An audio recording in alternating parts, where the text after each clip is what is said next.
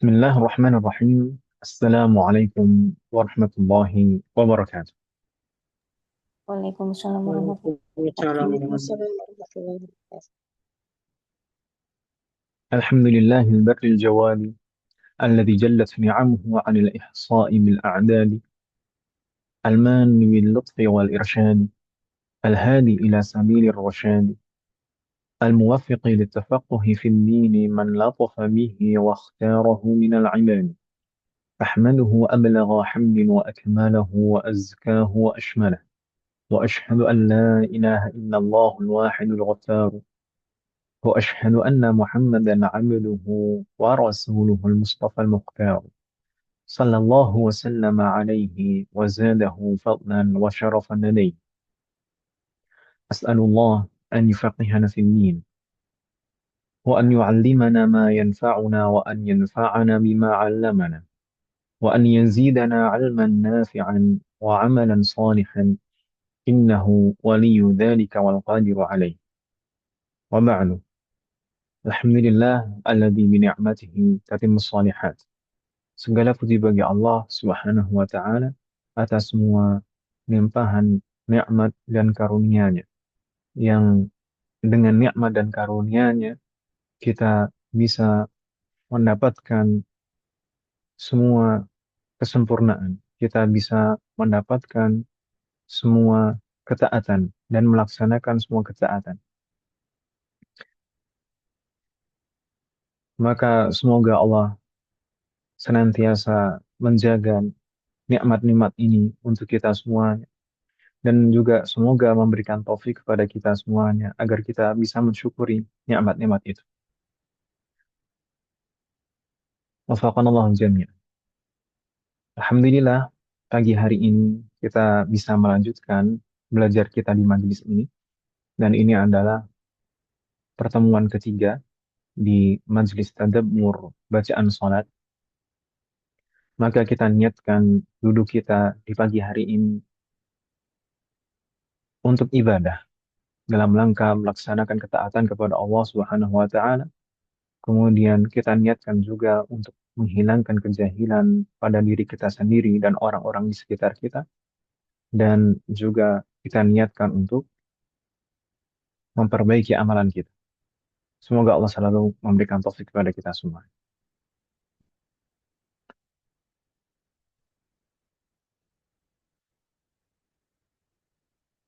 Di pertemuan yang lalu, atau di dua pertemuan yang lalu, kita telah membahas tentang terutama kekhusyuan. Nah, kenapa kita harus sholat? Dan kenapa kita harus khusyuk di dalam sholat? Dan kiat-kiat khusyuk di dalam sholat. Dan kita terakhir sudah masuk ke pembahasan tadabbur adzan dan iqamah. Kenapa kita membahas tadabbur lafaz adzan dan iqamah sebelum langsung ke tadabbur bacaan-bacaan sholat? Karena adzan dan iqamah kaitannya sangat erat sekali dengan sholat. Dan kaitannya sangat erat sekali kaitannya sangat erat sekali dengan kekhusyuan di dalam sholat.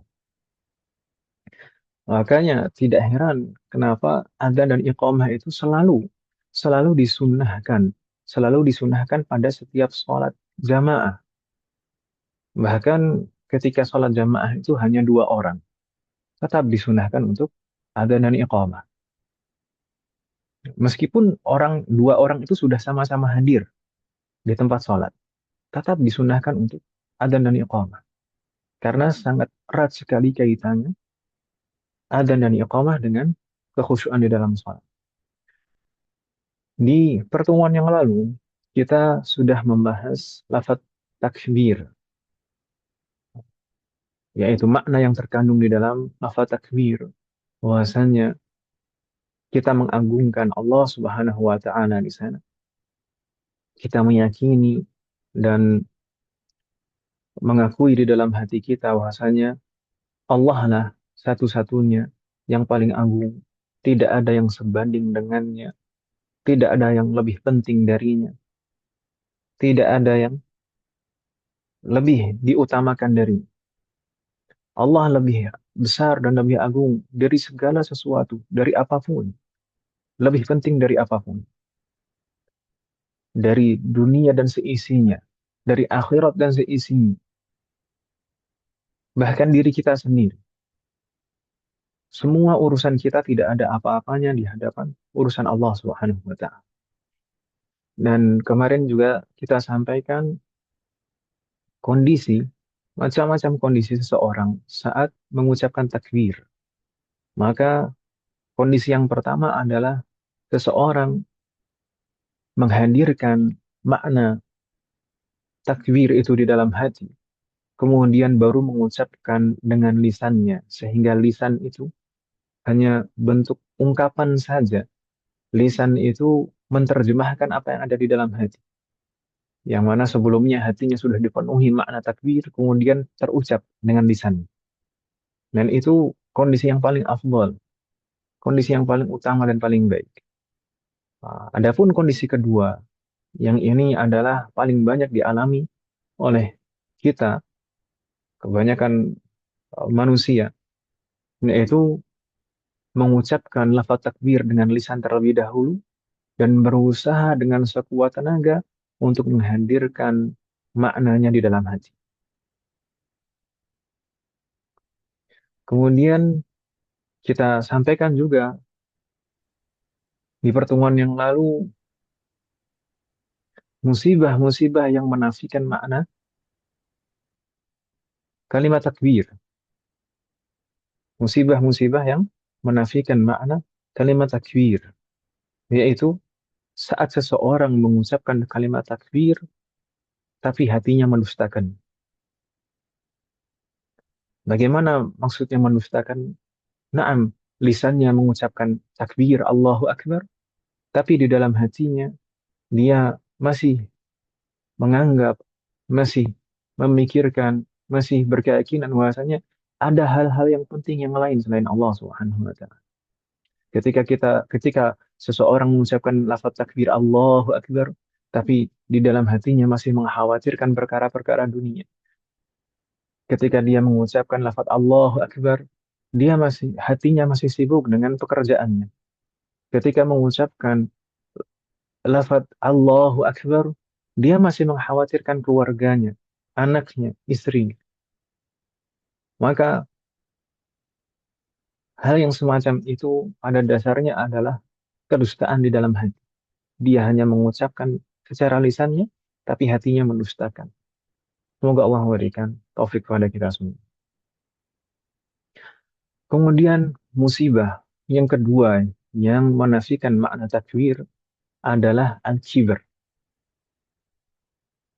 yaitu rasa sombong. Rasa sombong. Karena pada hakikatnya takbir itu adalah mengagungkan Allah Subhanahu wa taala dan tidak ada yang lebih penting dan lebih agung dari Allah. Tidak ada satu apapun yang lebih penting dan lebih agung daripada Allah Subhanahu wa taala, bahkan diri kita sendiri. Maka ketika seseorang mengucapkan lafaz takbir, ketika seseorang mengucapkan lafaz takbir, tapi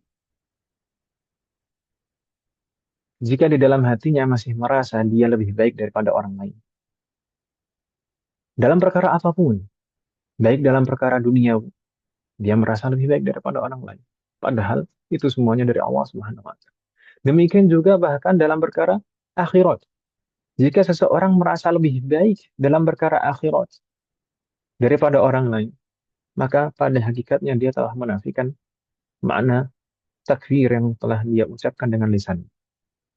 Karena pada hakikatnya, sebagaimana kita ulang berkali-kali, kita semuanya, umat manusia, tidak akan pernah sekali-kali, tidak akan pernah sedikit pun bisa melaksanakan ketaatan dan kebaikan tanpa taufik dari Allah Subhanahu wa taala. Jadi yang memberikan taufik pada kita untuk bisa melaksanakan kebaikan adalah Allah. Yang memberikan kemudahan pada kita untuk melaksanakan kebaikan adalah Allah. Yang memberikan pahala kebaikan itu juga Allah. Maka pada hakikatnya tidak ada yang bisa kita banggakan sedikit pun dari kita. Maka ketika seseorang membanggakan dirinya, ketika di dalam hatinya dia membanggakan dirinya, dia merasa lebih baik daripada orang lain, maka hal itu menafikan makna takbir. Taqabbalallahu jami'. Semoga Allah memberikan taufik kepada kita semua. Berikutnya, yang belum kita bahas di pertemuan yang lalu, kalau kita perhatikan, lafaz takbir itu selalu diulang-ulang. Di dalam azan sendiri, berulang-ulang. Pertama, Allahu Akbar, Allahu Akbar, Allahu Akbar, Allahu Akbar. Sudah 4 kali di awal azan saja. Kemudian di akhir azan juga diulang lagi. Allahu Akbar 2 kali. Ketika iqamah juga diulang lagi. Allahu Akbar, Allahu Akbar. Dan diakhiri juga dengan Allahu Akbar, Allahu Akbar. Kemudian di dalam salat juga wajib diawali dengan takbiratul ihram. Allahu Akbar. Kemudian setiap kali perpindahan gerakan juga di sana ada takbirat al-intiqal, takbir-takbir perpindahan, kecuali perpindahan dari ruku ke i'tidal. Maka semua gerakan selain itu semuanya disertai dengan takbir. Bahkan bahkan selesai sholat pun kita juga masih disunahkan untuk memperbanyak takbir sampai 33 kali. Atau bahkan dalam riwayat yang lain 44 kali. Afwan, 34 kali maksud saya. Nah, pernahkah kita berpikir, merenungi, dan memahami kenapa? Kenapa takbir ini harus diulang-ulang terus? Disunahkan untuk diulang-ulang terus. Bahkan ada yang wajib. Misalnya ketika takbiratul ihram itu wajib. Kira-kira kenapa?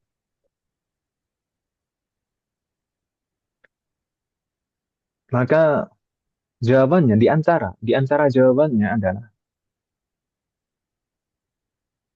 Allah ingin mendidik kita dan melatih kita dan mengingatkan kita agar makna takbir itu selalu hadir di dalam hati kita. Kita mengucapkan, karena pada hakikatnya mengucapkan itu adalah wasilah untuk menghadirkan. Mengucapkan itu adalah wasilah untuk menghadirkan maknanya di dalam hati.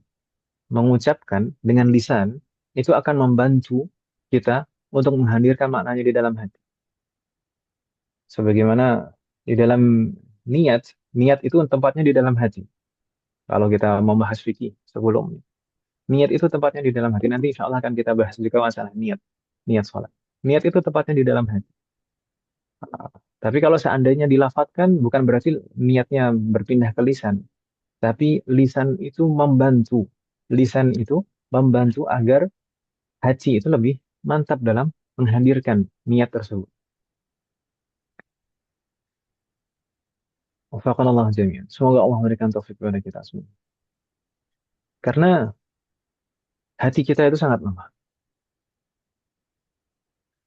Allah Subhanahu wa taala berfirman, "Innan nafsa la'ammaratun bisu'i illa man rahima rabbi." Sesungguhnya jiwa manusia atau hati manusia itu la'ammaratun bisu'i, selalu condong kepada keburukan kecuali yang dirahmati Allah Subhanahu wa taala. Maka dengan selalu mengulang-ulang kalimat takbir, harapannya makna dari kalimat takbir itu akan hadir di dalam hati kita. Kita selalu menyadari bahwasanya Allah lah yang maha besar. Allah lah yang maha agung. Allah lah yang paling penting. Tidak ada yang boleh diutamakan melebihi Allah Subhanahu wa taala, bahkan diri kita sendiri. Pada hakikatnya kita hidup itu untuk mengagungkan Allah Subhanahu wa taala. Bahkan di dalam sholat itu kita harus setiap gerakan kita. Padahal sholat itu satu rangkaian. Sholat itu satu rangkaian. Tapi saking lemahnya hati kita, tidak dipungkiri, kita merasakan semuanya. Di dalam sholat, itu sedikit lengah saja, pikiran kita sudah kemana-mana. Ya, tuh ya. Halo? Oh, Nah, di dalam sholat, sedikit lengah saja, pikiran kita sudah kemana-mana. Itulah hikmahnya kenapa di setiap gerakan itu selalu disertai dengan takbir. Naam, gerakan itu sendiri juga sebenarnya mengingatkan agar orang kalau misalkan seandainya sholat itu hanya satu gerakan saja, hanya dari awal berdiri saja, atau dari awal ruku saja, atau dari awal sampai akhir sujud saja, maka kemungkinan besar karena tidak ada perpindahan-perpindahan gerakan akan lebih sulit untuk konsentrasi. Maka perbedaan atau perpindahan gerakan di sana sebenarnya membantu kita agar menyadarkan kita, agar kita menghadirkan hati kita dalam bermunajat kepada Allah Subhanahu wa taala. Dan perpindahan-perpindahan gerakan itu disertai juga dengan takbir agar hati kita kembali sadar bahwasanya kita itu menghamba dan bermunajat kepada Allah Subhanahu wa taala. Kita sedang mengagungkan Allah Subhanahu wa taala. Jadi kembali hadir makna takbir itu di setiap sholat kita. Jadi usahakan betul-betul ketika kita mengucapkan takbir, usahakan betul-betul hadirkan makna takbir itu di dalam hati kita. Ketika kita mendengar muadzin, Allahu Akbar, maka kita disunahkan untuk menirukannya. Allahu Akbar, Allahu Akbar. Maka urusan Allah itu harus selalu diutamakan dari semua urusan yang ada. Kemudian ketika di awal takbiratul ihram, Allahu Akbar, maka sudah tinggalkan semua urusan selain urusan Allah. Kemudian di setiap kali berpindah ketika ruku, ketika sujud, duduk di antara dua sujud, maka hadirkan kembali makna itu supaya kita selalu hadir di dalam salat kita. Kita menyadari bahwasanya kita sedang beribadah kepada Allah. Kita merendahkan, menundukkan diri kita di hadapan Allah Subhanahu wa taala. Mengagungkan Allah Subhanahu wa taala. Ada pertanyaan? Wahai sekalian, sebelum kita lanjutkan ke uh, lafaz adzan berikut.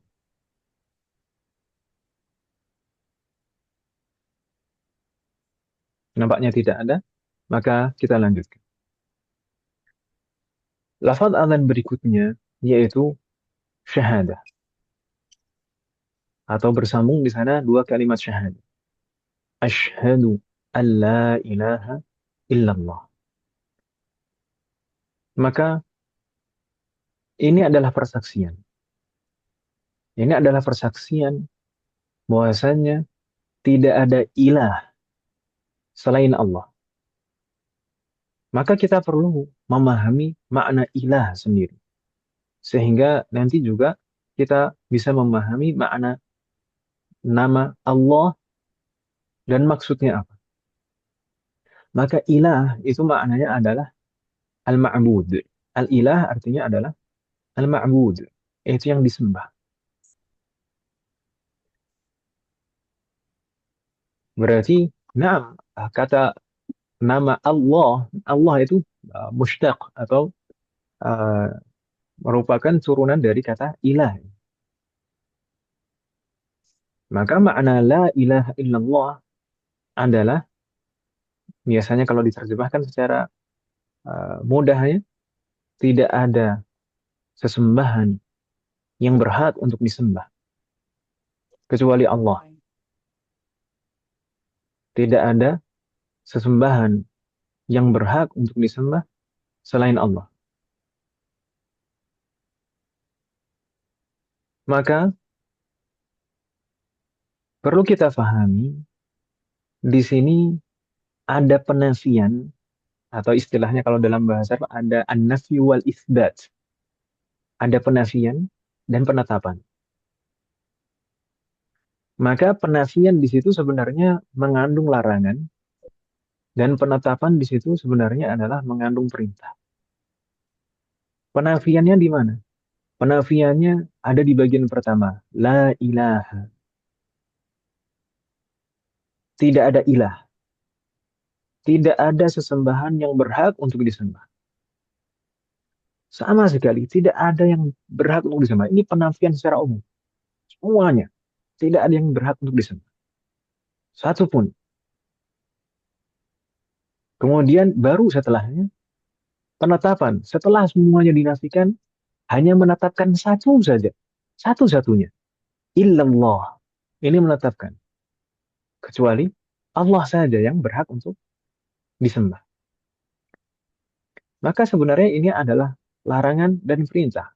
Larangan apa? Larangan untuk menyembah semua bentuk sesembahan selain Allah. Larangan untuk beribadah dan menyembah kepada siapapun dan apapun selain Allah. Kemudian perintah. Perintah apa? Perintah agar mentauhidkan, mengesahkan Allah Subhanahu wa taala.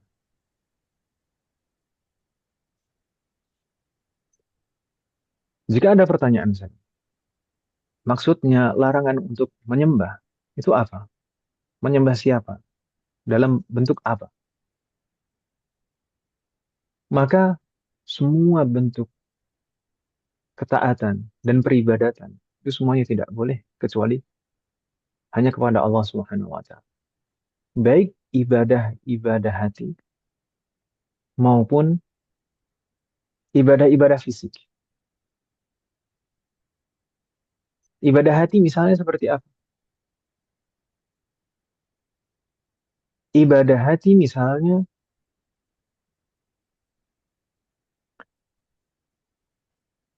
ketakutan, ketakutan, takut yang menimbulkan eh, apa? Takut yang menimbulkan keyakinan bahwasanya sesuatu yang ditakuti itu akan memberikan atau bisa mencelakainya.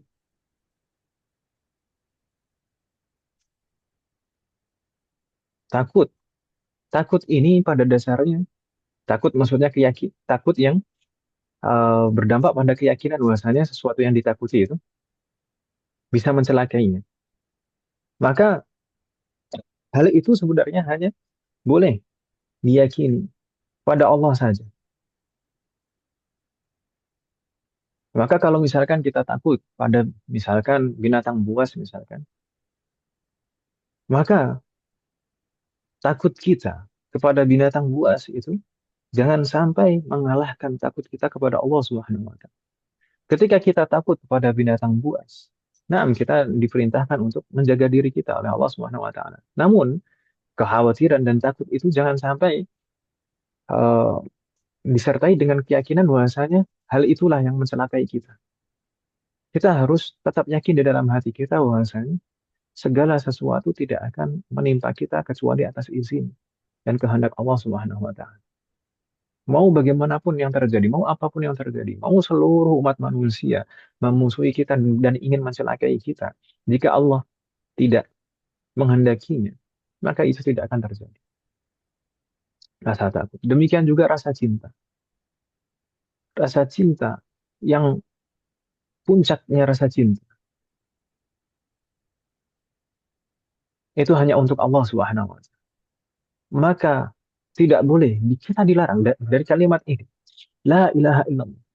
Kita tidak boleh mencintai sesuatu lebih dari cinta kepada Allah Subhanahu wa taala. Cinta kepada apapun itu, maka tidak boleh melebihi cinta kepada Allah Subhanahu wa taala.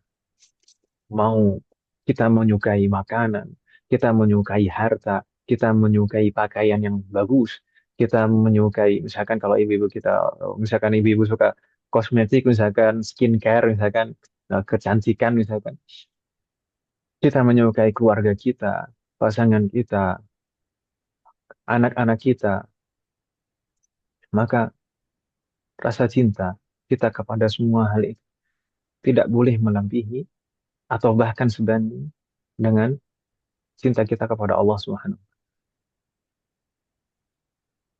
Karena cinta kepada Allah Subhanahu wa taala itu sudah derajat ibadah.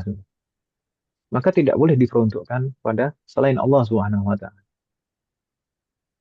Berbeda halnya kalau cinta yang sifatnya suka, yang tabiat, maka itu tidak sampai derajat cinta kepada Allah Subhanahu wa taala.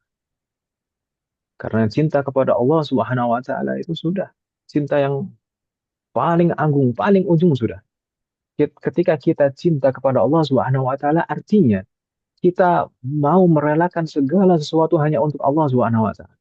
Kita mau mengorbankan segala sesuatu hanya untuk Allah Subhanahu wa taala. Berbeda dengan cinta pada selain Allah Subhanahu wa taala itu harus didasari ketaatan dan cinta kepada Allah Subhanahu wa taala. Misalkan kita kita mencintai keluarga kita, kita cinta kepada pasangan kita. Kenapa kita harus cinta kepada pasangan kita?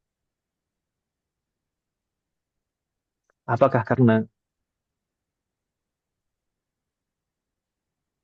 parasnya? Apakah karena fisiknya? Apakah karena materinya? Maka itu semuanya akan lenyap. Itu semuanya akan habis. Pasti ada masanya akan habis. Kalau memang cinta kita kepada pasangan kita hanya didasari masalah-masalah itu, pasti suatu saat cinta itu akan hilang. Tapi kalau cinta kita kepada pasangan kita didasari karena kecintaan kita kepada Allah Subhanahu wa taala. Karena memang Allah lah yang menyuruh kita, Allah lah yang memerintahkan kepada kita untuk mencintai keluarga kita. Maka tidak akan pernah hilang rasa cinta itu kepada keluarga kita, mau seperti apapun kondisinya. Mau sampai tua renta sekalipun, kita akan mencintai keluarga kita, mencintai pasangan kita. Karena cinta itu didasari cinta kepada Allah Subhanahu wa taala.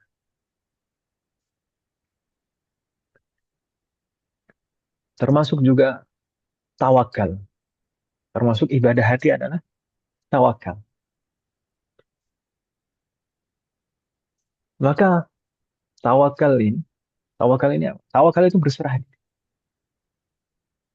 Harapan, sepenuh-penuhnya harapan, itu hanya boleh didasarkan atau disandarkan kepada Allah Subhanahu wa taala. Maka tidak boleh bagi kita mengharapkan sesuatu atau menyandarkan harapan kita kepada sesuatu secara berlebihan melebihi harapan kita kepada Allah Subhanahu wa taala. Dan pasti akan kecewa orang yang seperti itu. Orang yang berharap kepada selain Allah, betul-betul menyandarkan harapannya dan angan-angannya kepada selain Allah, pasti akan kecewa pada suatu saat. Termasuk tadi, misalkan mencintai pasangan kita dengan harapan, misalkan harapannya apa? Harapannya pasangan kita akan mencintai kita juga. Tidak, jangan seperti itu. Jangan mencintai pasangan kita karena berharap agar pasangan kita mencintai kita juga. Tidak, bukan itu yang kita cari. Bukan. Tapi kita hanya berharap kepada Allah Subhanahu wa taala. Yakin kalau setiap pasangan selalu menanamkan di dalam dirinya tauhid seperti ini, dia mencintai karena Allah, karena memang Allah yang menyuruhnya atas dasar cinta kepada Allah. Dan dia tidak berharap balasan dari pasangannya, melainkan mengharap balasan dari Allah Subhanahu wa taala. Insya Allah semua keluarga akan langgeng. Semoga Allah selalu memberikan taufik pada kita semua.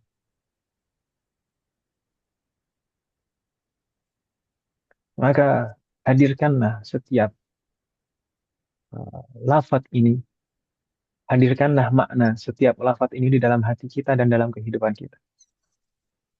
Itu di antara contoh-contoh ibadah hati, termasuk ibadah hati juga adalah sabar, bersyukur, qanaah. Maka itu semuanya hanya boleh disandarkan kepada Allah Subhanahu wa taala. Adapun ibadah fisik, maka tidak seperti misalkan doa, misalkan doa yang maksudnya meminta, memohon yang betul-betul memohon yang dengan keyakinan bahwasanya yang dimintai itu akan betul-betul mengabulkannya. maka itu hanya boleh diperuntukkan kepada Allah Subhanahu wa taala. Seorang, hanya satu-satunya, hanya kepada Allah Subhanahu wa taala.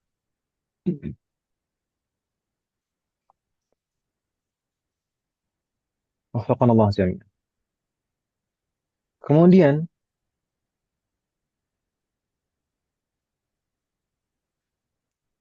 nah, di dalam kalimat tauhid ini, la ilaha illallah, maka ini juga mengandung beberapa konsekuensi, konsekuensi keimanan. Ketika kita mengucapkan dan meyakini la ilaha illallah, maka kita harus meyakini betul-betul di dalam hati bahwasanya Allah itu ada dan Allah itu maha benar. Itu konsekuensinya. Kalau tidak, kalau tidak meyakini seperti itu, maka tidak sah, termasuk pembatal keimanan.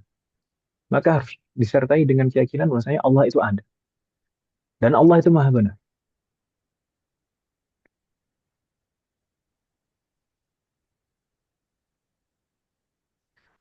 Mungkin kita mendapati beberapa fenomena di beberapa kampus dalam beberapa tahun ini.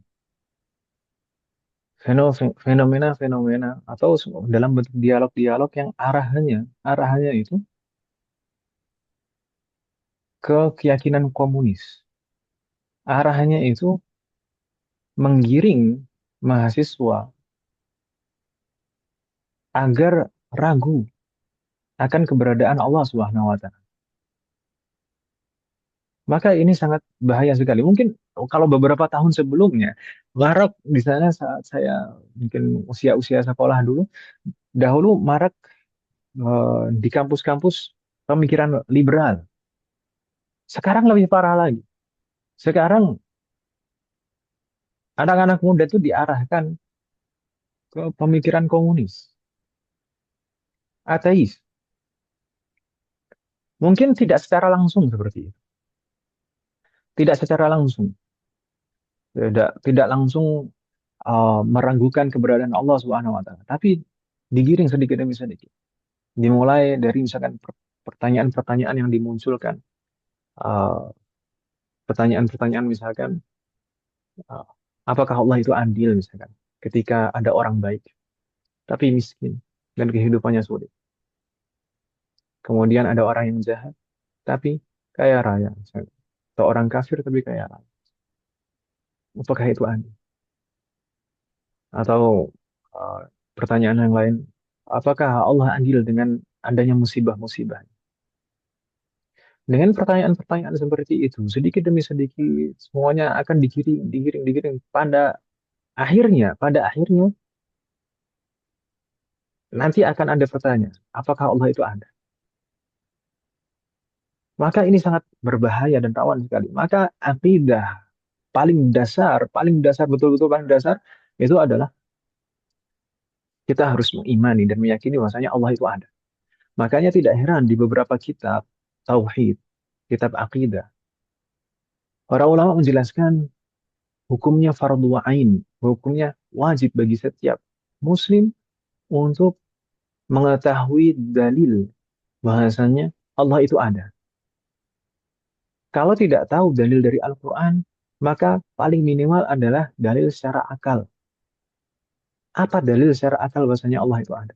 Tapi sebelumnya, kalau misalkan ditanya dalil bahasanya Allah itu ada dari Al-Quran dan hadis, maka sebenarnya dari awal sampai akhir, semua Al-Quran dan hadis itu menunjukkan bahwasanya Allah itu ada. Kalau Allah tidak ada, maka tidak akan ada Al-Quran. Dan Al-Quran itu menjelaskan tauhid semuanya dari awal sampai akhir. Baik tauhid uluhiyah, tentang keesaan Allah yang hanya satu-satunya yang berhak untuk disembah. Kemudian Allah lah yang satu-satunya menguasai dan mengatur seluruh alam semesta. Dan Allah lah yang maha sempurna dengan semua nama-namanya yang indah. dan sifat-sifat yang sempurna. Semua dari awal sampai akhir. Al-Quran dan hadis itu membahas hal itu. Namun, kalau dalil secara logika itu apa? Mungkin kita sering mendengarkan bahwasanya di antara dalil bahwasanya Allah ada secara logika adalah adanya alam semesta ini. Loh, korelasinya apa? Hubungannya apa? Adanya alam semesta dan keberadaan Allah Subhanahu wa taala. Maka coba kita pahami, kalau kita perhatikan seluruh alam semesta, semua yang ada, seluruh alam semesta itu artinya semua selain Allah.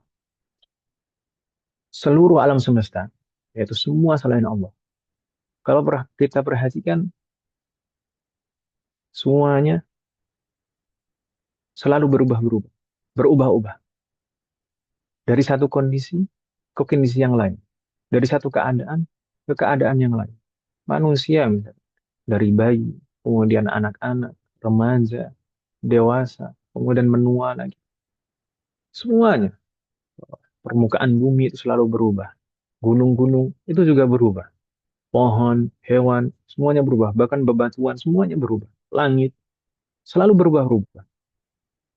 Maka kaidahnya, setiap segala sesuatu yang berubah-ubah, setiap segala sesuatu yang berubah-ubah, itu pasti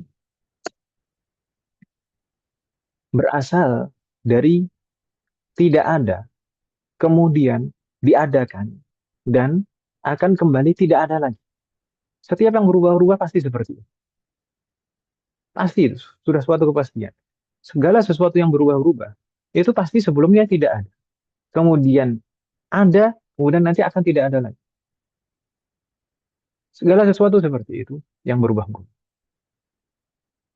Maka semuanya itu adalah makhluk. Maka semuanya itu adalah makhluk. Maka kalau misalkan seluruh alam semesta seperti itu, seluruh alam semesta makhluk, maka butuh, membutuhkan adanya pencipta. Seluruh alam semesta ini butuh pencipta. Yang mana pencipta itu berbeda, bukan makhluk. Yang mana pencipta itu maha sempurna, yang tidak berubah-berubah. Karena yang berubah-berubah itu makhluk yang sebelumnya tidak ada, kemudian diadakan, kemudian nanti akan bakal berubah tidak ada lagi, dan mungkin diadakan lagi. Atau kalau aja. Maka seluruh alam semesta ini membutuhkan sang khaliq, sang pencipta, yaitu Allah Subhanahu wa taala. Allah jami.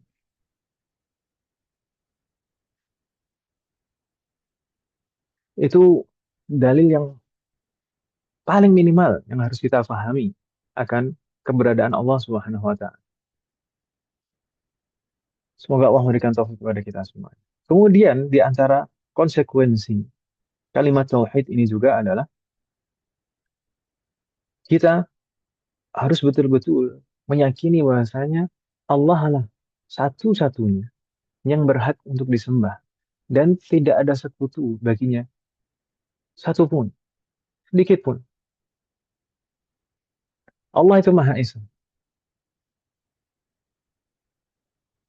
dan hanya satu-satunya yang paling sempurna dan berhak untuk disembah. Allah. Dan konsekuensi berikutnya adalah konsekuensi dari kalimat tauhid, kita harus meyakini bahwasanya Allah itu maha sempurna. Allah maha sempurna dengan semua sifat-sifatnya. Tidak ada sifat kurang sedikit pun dari Allah Subhanahu wa taala. Tidak ada sifat aib sedikit pun dari Allah Subhanahu wa taala. Semua sifat Allah adalah sifat yang sempurna. Karena kenapa? Di sana ketika kita mengucapkan la ilaha illallah, tidak ada yang berhak disembah selain Allah. Maka satu-satunya yang berhak disembah itu hanyalah satu-satunya yang paling sempurna. Tidak berhak untuk disembah selain yang maha sempurna.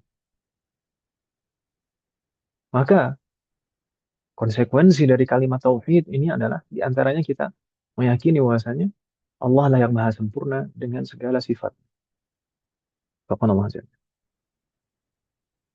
Dan di antara konsekuensi dari kalimat tauhid ini juga adalah kita meyakini betul-betul di dalam hati kita bahwasanya tidak ada yang sebanding dengan Allah Subhanahu wa taala. Tidak ada yang setara dan sama dengan Allah Subhanahu wa taala. Lam yakun lahu kufuwan wa lam yakun lahu kufuwan. Tidak ada yang setara, sebanding dengan Allah Subhanahu wa taala. Laisa kamitslihi syai' wa huwa samiul alim. Laisa kamitslihi syai', tidak ada yang semisal dengan. Hanya satu-satunya, illallah, sudah hanya Allah saja. Tidak ada yang sebanding dengan Allah Subhanahu wa taala. Kemudian konsekuensi yang kelima yang terakhir ini adalah meyakini bahasanya semua selain Allah Subhanahu wa taala adalah makhluk. Meyakini bahasanya semua selain Allah Subhanahu wa taala adalah makhluk, ciptaan Allah Subhanahu wa taala. Makanya di dalam tafsir ayat kedua dari Al-Fatihah, Alhamdulillahi Rabbil Alamin. Rabb Al-Alamin. Al-Alamin di situ maksudnya apa? Al-Alamin itu jamak dari alam. Alam itu maksudnya adalah jami' al-makhluqat, semua makhluk. Semua selain Allah itu disebut alam atau makhluk. Semua selain Allah itu makhluk atau alam. Maka itu di antara konsekuensi dari kalimat tauhid la ilaha illallah la ilaha illallah yang harus kita hadirkan di dalam hati kita. Naam, di sana ada syarat-syarat kalimat tauhid dan ada pembatal-pembatal kalimat tauhid. Namun uh, kalau kita bahas semuanya satu persatu akan tidak cukup waktu kita.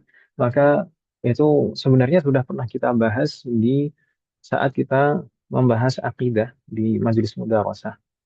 Mungkin bisa di murojaah. Waffaqanallahu jami'an. Nah, di sana misalkan di antara syarat-syarat uh, syahadat adalah harus disertai dengan keyakinan, kemudian persaksian, kemudian harus menerima, bukan mengingkarinya. Kemudian juga me- menerimanya tidak hanya dengan hati, tapi juga secara perbuatan juga. Harus ada korelasinya antara hati dan perbuatan. Dan seterusnya. Taqallah jami'an. Dan di sana ada pembatal-pembatal. Taqallah jami'an. Dan sebenarnya kalimat la ilaha illallah atau kalimat syahadat ini memiliki keutamaan yang sangat luar biasa. Maka di sana ada keutamaan-keutamaan. Bahkan beberapa ulama mengumpulkan dan merangkum keutamaan-keutamaan kalimat syahadat. Bahkan ada yang mengumpulkan hadis-hadis tentang keutamaan kalimat syahadat menjadi al-arba'in, menjadi 40 hadis yang hanya membahas tentang keutamaan kalimat syahadat. Maka di antara sekian banyak manfaat dan keutamaan kalimat syahadat adalah siapapun yang mengucapkan kalimat syahadat dengan keyakinan di dalam hatinya, maka akan masuk surga. Dijamin oleh Allah Subhanahu wa taala dan diselamatkan dari api neraka. Atau hadis yang masyhur, man kana akhiru kalamihi la ilaha illallah dakhalal jannah. Siapapun yang kalimat terakhirnya sebelum dia meninggal adalah la ilaha illallah dakhalal jannah, maka dia akan masuk surga. Ini jaminan. Meskipun sebagian ulama juga menjelaskan di sini tidak secara mutlak seperti itu, tapi dengan syarat harus betul-betul dengan keyakinan di dalam hati dan mengiyakan semua syariat Allah Subhanahu wa taala, tidak hanya sebatas di lisan saja. Dan di sana juga eh, wafaqanallahu jami'an.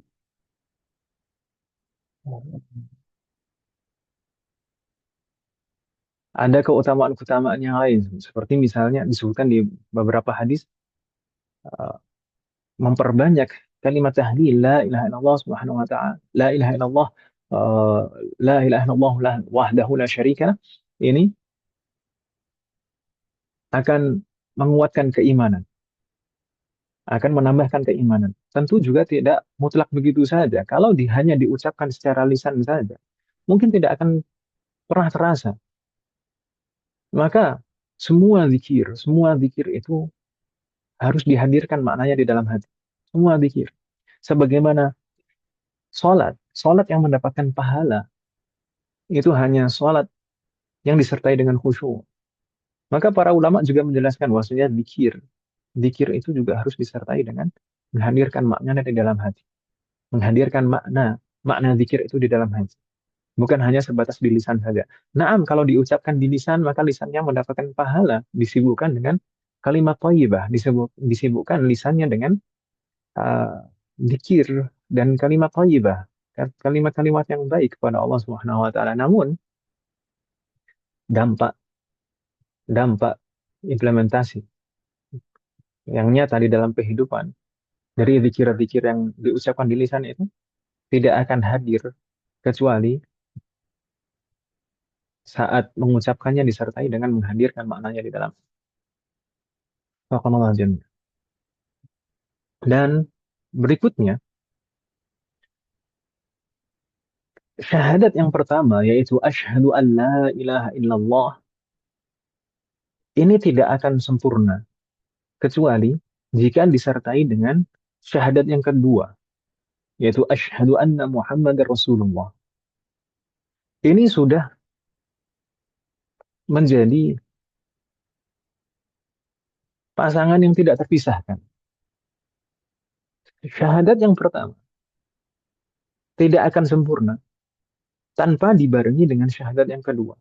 Maka selalu kita mendapati di banyak uh, ayat, di banyak hadis, uh, ketika disebutkan syahadat yang pertama, maka berikutnya adalah syahadat yang kedua. Karena tidak sah iman seseorang kepada Allah Subhanahu wa taala tanpa mengimani bahwasanya Nabi Muhammad SAW adalah Rasul dan Nabi Allah Subhanahu wa taala. Makanya ketika Nabi Muhammad SAW diutus pertama kali menjadi nabi, apakah orang-orang Yahudi, orang-orang Nasrani, dan orang-orang kafir Quraisy, apakah mereka beriman kepada Allah Subhanahu wa taala? Nah, mereka semuanya beriman kepada Allah Subhanahu wa taala. Tapi problemnya adalah mereka tidak mempercayai bahwasanya Nabi Muhammad SAW sebagai Rasulullah. Maka apakah keimanan mereka kepada Allah bermanfaat? Sama sekali tidak bermanfaat. Maka iman kepada Allah Subhanahu wa taala ini tidak akan sah, tidak akan ada manfaatnya kecuali jika disertai dengan keimanan bahwasanya Nabi Muhammad SAW adalah Rasulullah.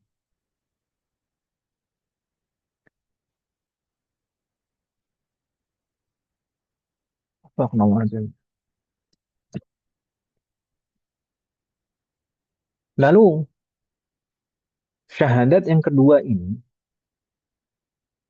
juga ada konsekuensi. Ketika kita mengucapkan dan meyakini asyhadu anna Muhammadar Rasulullah, maka konsekuensinya yang pertama adalah kita meyakini bahwasanya Nabi Muhammad SAW adalah hamba dan utusan Allah Subhanahu wa taala. Hamba dan utusan Allah Subhanahu wa taala. Jadi tidak ada unsur ketuhanan sedikit pun pada Nabi Muhammad SAW. Nabi Muhammad itu adalah utusan Allah.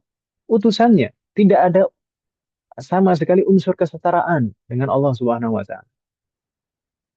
Bahkan Rasulullah beberapa kali menjelaskan bahwasanya kedudukan yang paling mulia adalah beliau sebagai hamba Allah, Abdullah.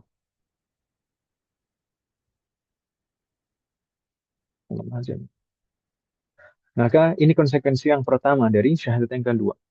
Ketika kita meyakini dan mengucapkan asyhadu anna Muhammadar Rasulullah, maka kita harus meyakini bahwasanya Nabi Muhammad adalah hamba Allah dan utusan Allah. Tidak ada sama sekali padanya unsur ketuhanan. Kemudian konsekuensi yang kedua adalah meyakini bahwasanya beliau sebagai utusan Allah. Bahwasanya segala yang beliau sampaikan sebenarnya adalah perintah dari Allah Subhanahu wa taala. Dalam artian kita harus mengimani semua apa yang disampaikan oleh Nabi Muhammad SAW. Kita harus mengimani dan mentaati semua apa yang diajarkan oleh Allah Subhanahu wa taala. Ini konsekuensi yang kedua. Ketika kita mengimani bahwasanya Nabi Muhammad adalah Rasulullah, maka kita harus mengimani, mentaati, mempercayai semua apa yang disampaikan oleh Nabi Muhammad SAW. Baik dalam peribadatan syariat, ketentuan-ketentuan di dalam kehidupan kita, eh, ibadah-ibadah mahdoh seperti sholat, puasa, demikian juga ketentuan-ketentuan dalam kehidupan seperti dalam masalah muamalah, perniagaan, hukum waris, hukum nikah, dan lain sebagainya. Termasuk juga yang paling penting adalah apapun yang dikabarkan oleh Rasulullah Shallallahu Alaihi Wasallam dalam masalah-masalah terkait dengan masalah-masalah gaib, terkait dengan masalah-masalah gaib, maka semuanya harus kita imani.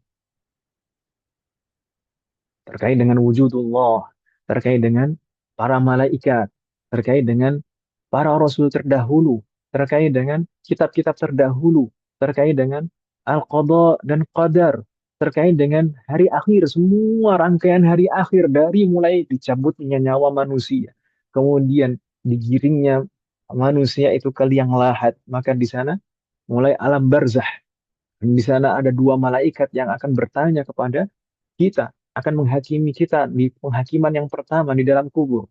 Kemudian ada nikmat kubur, ada azab kubur. Kemudian meyakini juga bahwasanya nanti nanti akan ada saatnya semua umat manusia yang telah meninggal itu akan dibangkitkan dan dikumpulkan di padang mahsyar. Dan di sanalah juga dengan semua kondisi yang digambarkan oleh Rasulullah kita harus meyakininya dan di sana juga akan berlangsung penghisapan, kemudian penimbangan. Kemudian di sana ada nikmat-nikmat syafaat yang diberikan oleh Allah Subhanahu wa taala. Kemudian di sana akan ada telaga yang ditunggu oleh Nabi Muhammad sallallahu alaihi wasallam. Kemudian di sana akan ada sirat yang harus dilalui setiap manusia. Kemudian di sana ada surga dan neraka dengan semua sifatnya dan keterangan-keterangan terkait semua itu. Maka semua itu harus kita imani dan kita yakini dan kita hadirkan di dalam hati kita. Faqanallahu jami'an. Kemudian konsekuensi berikutnya, konsekuensi dari syahadat yang kedua, asyhadu anna Muhammad Rasulullah adalah meyakini bahwasanya Nabi Muhammad SAW adalah penutup para nabi. Tidak ada nabi satupun setelahnya, sepeninggalannya. Karena itu sudah dikabarkan. Dikabarkan oleh Rasulullah, dikabarkan oleh Allah sendiri dalam Al-Quran. Maka ini salah satu konsekuensi syahadat yang kedua adalah kita meyakini bahwasanya tidak ada nabi lagi, tidak ada nabi lagi setelah beliau Shallallahu Alaihi Wasallam. Kalau kalau ada kalau ada yang mengaku sebagai nabi setelah meninggalnya Rasulullah Shallallahu Alaihi Wasallam, maka kita wajib untuk mengingkarinya dan bahkan memerangi. Dan konsekuensi terakhir dari syahadat yang kedua adalah bahwasanya kita harus meyakini bahwasanya Nabi Muhammad SAW adalah afdalul anbiya wal mursalin, nabi dan rasul yang paling mulia, nabi dan rasul yang paling mulia dari semua nabi yang berjumlah ribuan, dari semua rasul yang berjumlah ratusan. Maka Nabi Muhammad lah yang paling afdal dan paling mulia di antara semua nabi dan rasul. Wafaqanallah.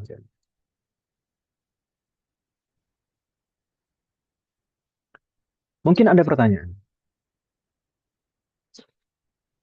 apa Siap, Ustaz. korelasinya antara dua kalimat syahadat dan sholat?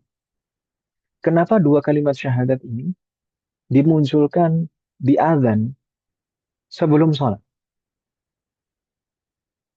Maka jawabannya adalah di antara konsekuensi seseorang mengucapkan dua kalimat syahadat dan meyakini dua kalimat syahadat adalah dia melaksanakan kewajiban yang diwajibkan oleh Allah Subhanahu wa taala dan yang telah disampaikan oleh Nabi Muhammad SAW. Dan kewajiban di antara semua kewajiban yang paling utama adalah sholat. Seakan-akan kita diingatkan dari mulai takbir, Allahu Akbar, Allahu Akbar. Tidak ada yang boleh diutamakan, tidak ada yang bisa diutamakan selain Allah Subhanahu wa taala. Urusan Allah harus diutamakan. Kemudian asyhadu an la ilaha illallah, asyhadu anna Muhammad Rasulullah. Konsekuensi dari dua kalimat syahadat ini adalah kita berkewajiban untuk melaksanakan sholat 5 waktu. Itu di antara hikmah kenapa dua kalimat syahadat ini dimunculkan di adzan. Namun, kalau kita perhatikan dua kalimat syahadat ini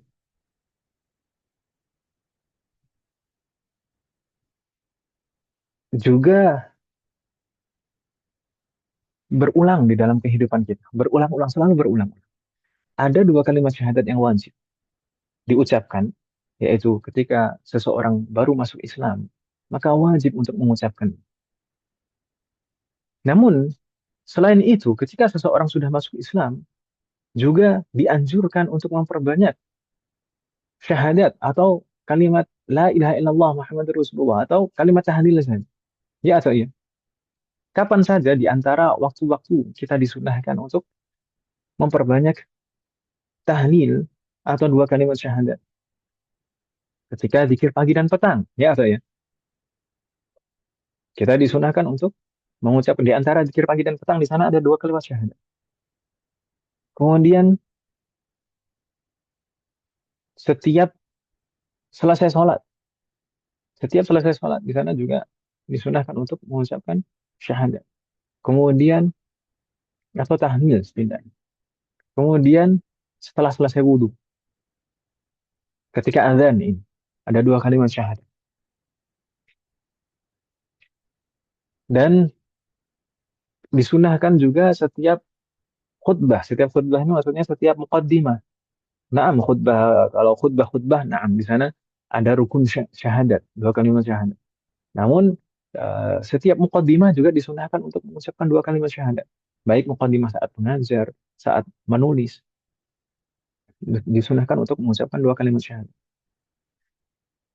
Dan disunahkan juga mengucapkan dua kalimat syahadat setiap selesai bermajlis. Subhanakallahumma wa bihamdika asyhadu an la ilaha illa anta. Kemudian juga diwajibkan ini di antara syahadat yang wajib yaitu saat tasyahud akhir dalam sholat. Maka apa hikmah dari semua pengulangan-pengulangan itu? Maka hampir sama dengan hikmah dari pengulangan-pengulangan takbir tadi. Agar kita terbiasa dengan itu dan kita menghadirkan di dalam hati. Selalu kita diingatkan. Wafaqanallahu jami'an. Afwan, sekarang saya izin sebentar Ibu Sunan.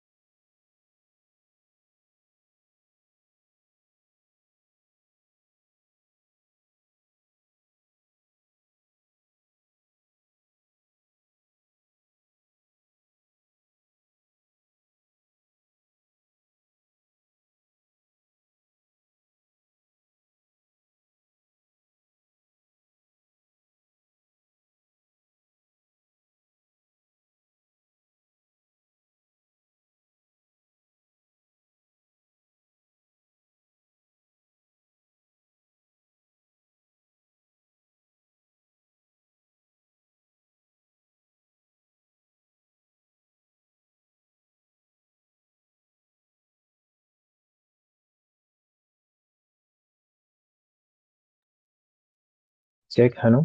Bismillah. Kita lanjutkan, Wahid. Nah, Ustaz. Ada pertanyaan, Wahid, sekalian mungkin sebelum kita lanjutkan? Belum ada, Ustaz. Bismillahirrahmanirrahim. Kalau tidak ada pertanyaan, kita sedikit melanjutkan, Wahid sekalian, dari apa yang kita bahas tadi. Semoga Allah berikan taufik kepada kita semuanya. Dari apa yang kita bahas tadi, kita bisa memahami bahwasannya konsekuensi dari dua kalimat syahadat itu tidak hanya keyakinan di dalam hati.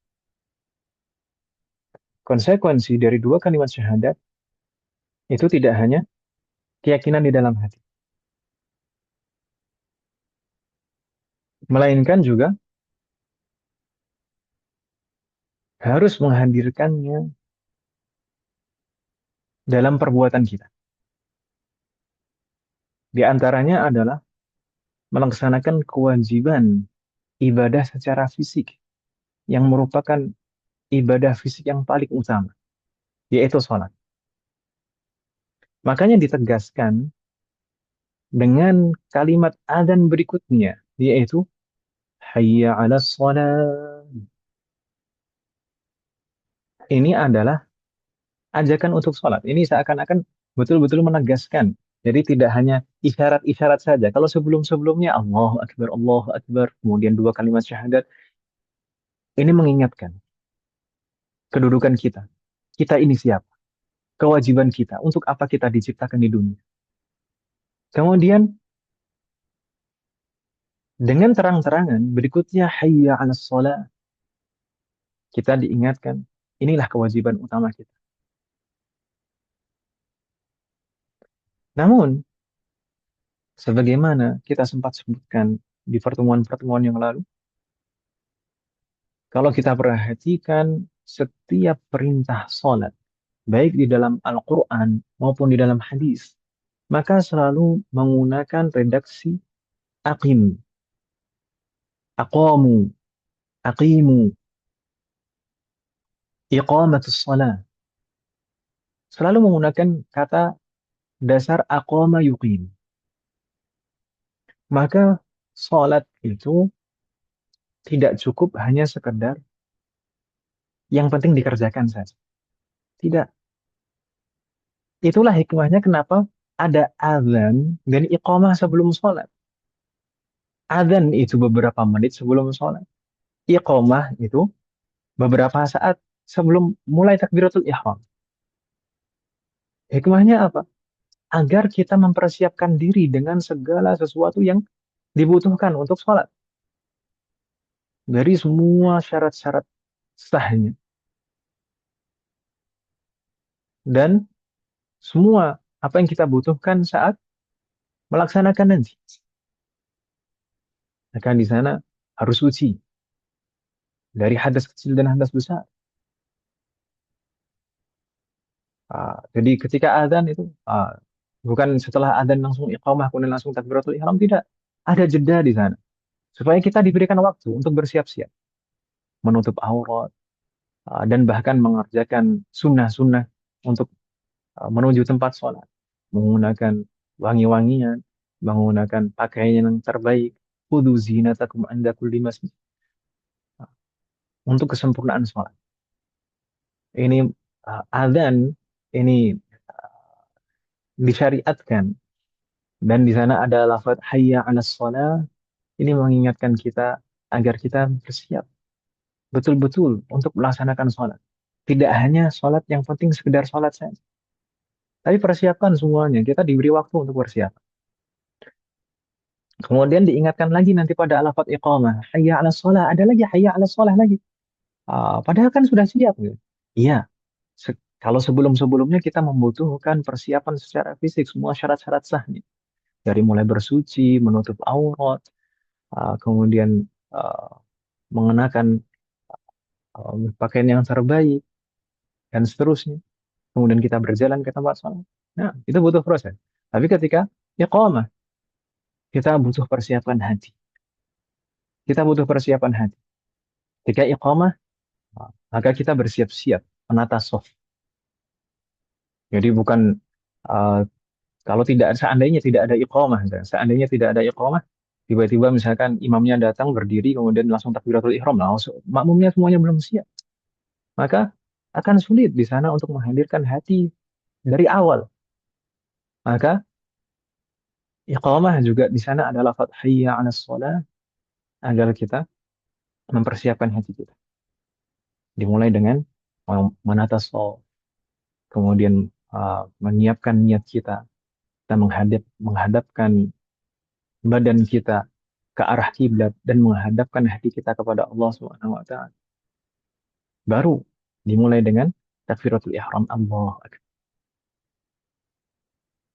Kemudian hayya 'alal falah.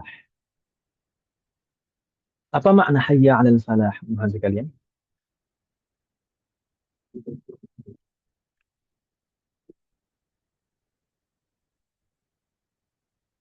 Halo, Muhammad masih ada? Ya Ustaz, Apa makna hayya 'alal falah? itu mari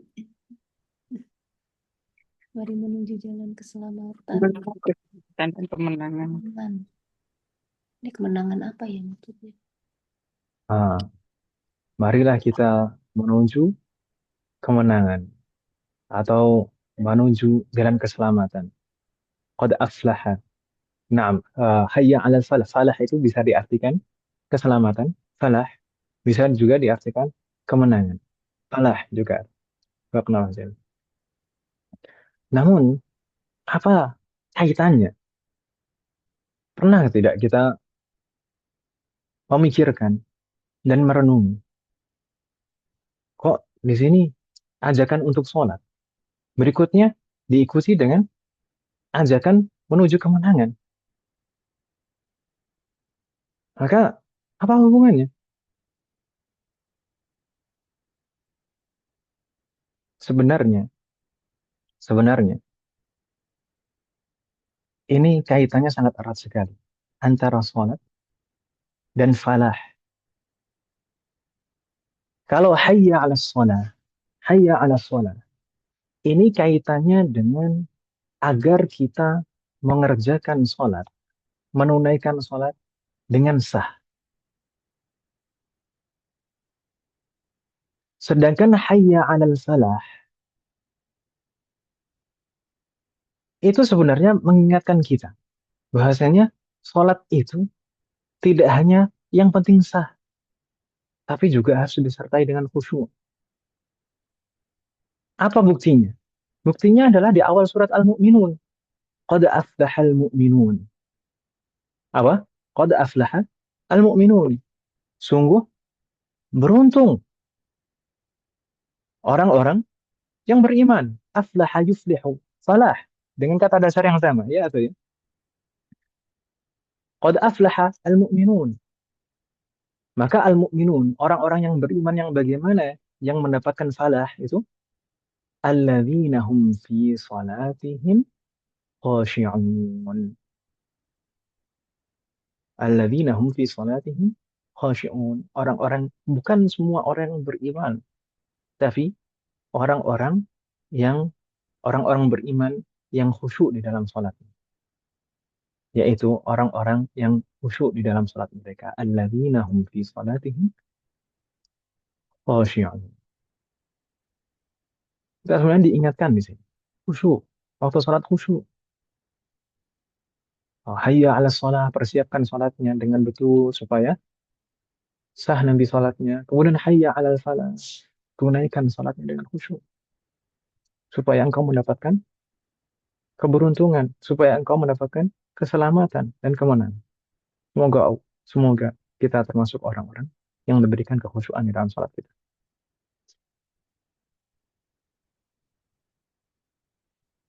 Wafaqqanallahu jami'an. Berikutnya, di sana kembali ditegaskan. Ditegaskan dengan takbir. Allahu Akbar, Allahu Akbar. Dan ditutup juga dengan tahlil. La ilaha illallah. Kita sempat menyampaikan di pertemuan yang lalu bahwasanya di antara karakter di dalam bahasa Arab, karakteristik di dalam bahasa Arab adalah pengulangan itu menunjukkan penegasan. Pengulangan di antara faidah, pengulangan adalah penegasan. Nah, ketika adzan itu dimulai dengan takbir dan syahadat, maka ditutup juga dengan takbir dan kalimat tahlil. Maka ini untuk penegasan bahwasanya kita melaksanakan kewajiban itu memang sudah semestinya seperti itu karena kita adalah seorang hamba. Allahu Akbar, Allahu Akbar. Memang ini yang harus kita utamakan. Memang Allah lah yang harus kita utamakan dan agungkan. La ilaha illallah dan tidak ada sebanding yang sebanding dengan Allah Subhanahu wa taala. Maka maka hendaknya seharusnya ketika seseorang mendengar azan sudah meninggalkan segala sesuatu, langsung menuju tempat sholat, langsung mempersiapkan diri untuk sholat, bukan disibukkan dengan yang lain, bukan disibukkan dengan yang lain. Kita sempat menyebutkan menukil ayat di pertemuan yang lalu, afara'aita man ittakhadha ilahahu hawahu. Apakah engkau memperhatikan, apakah engkau pernah melihat orang yang menjadikan hawa nafsunya sebagai Tuhan, menjadikan hawa nafsunya sebagai tandingan dari Allah Subhanahu wa taala. Ini diperintahkan untuk sholat. Oh enggak, bentar aja. Ini masih asik. Bentar aja, ini masih sibuk. Nah, tidak semestinya seperti itu. Semoga Allah memberikan taufik kepada kita semua.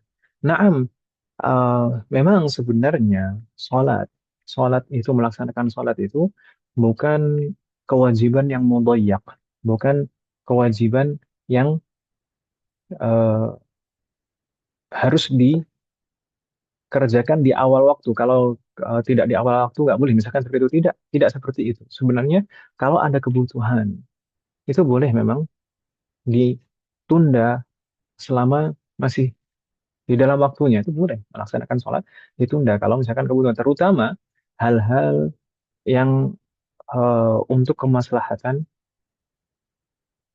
kekhusyuan kita seperti yang kita bahas sebelumnya, kekhusyuan sholat itu harus betul-betul diutamakan. Makanya di sana ada udur-udur, ada udur untuk tidak melaksanakan sholat di awal waktu, ada udur untuk tidak melaksanakan sholat berjamaah.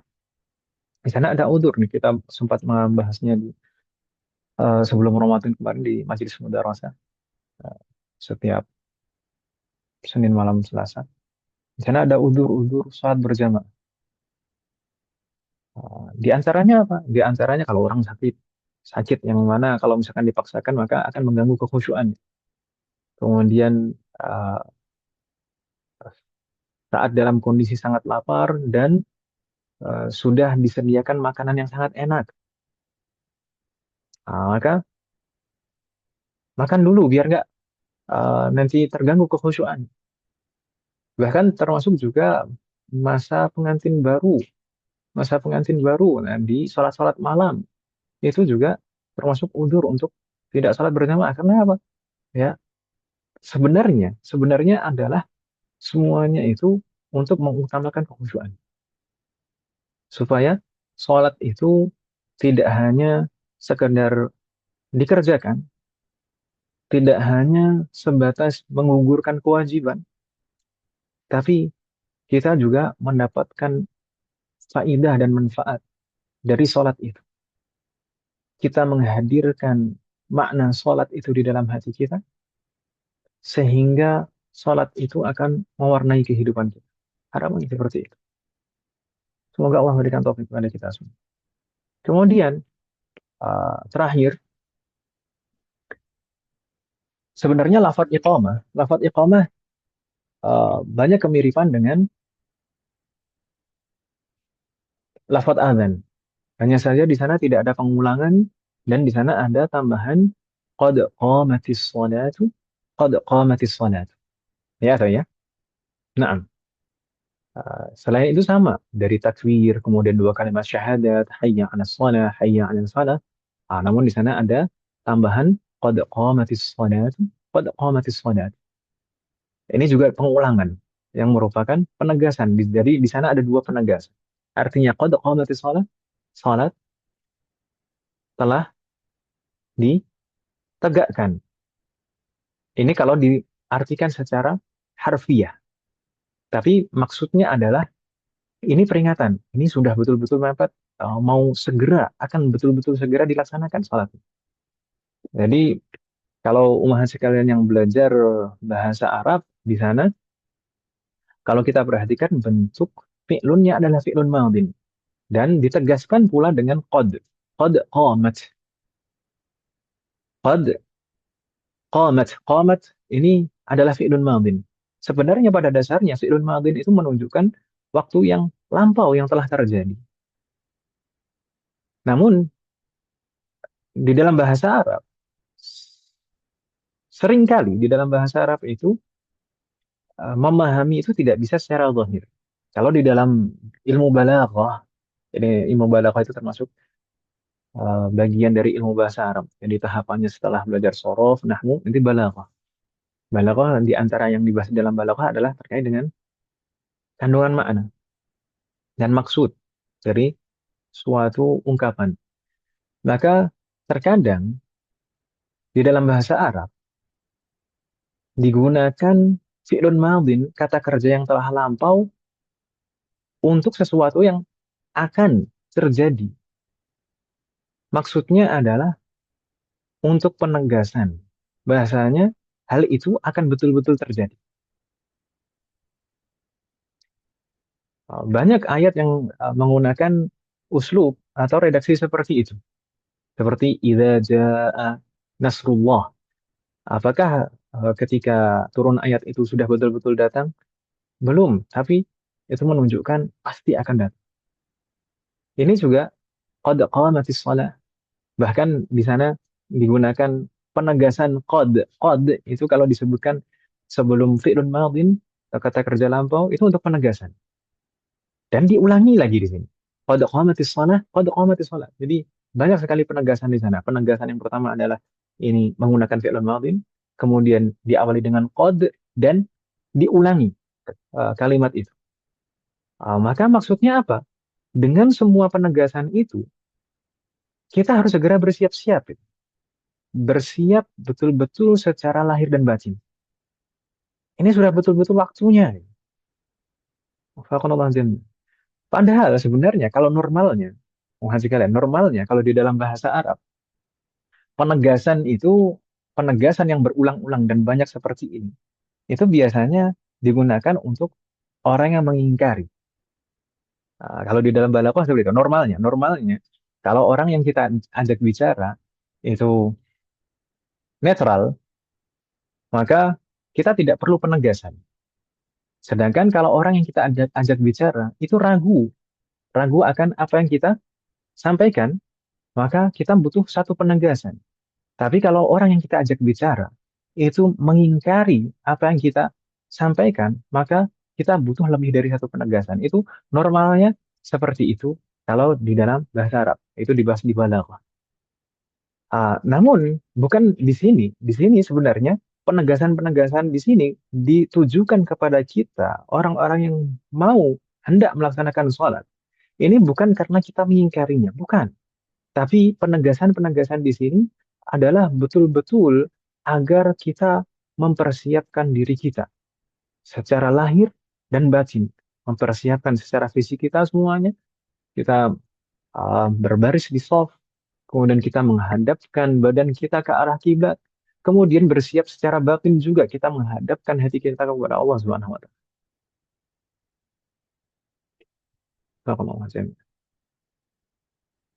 Kemudian terakhir, detik-detik terakhir di penghujung, wafaqanallahu jami'an.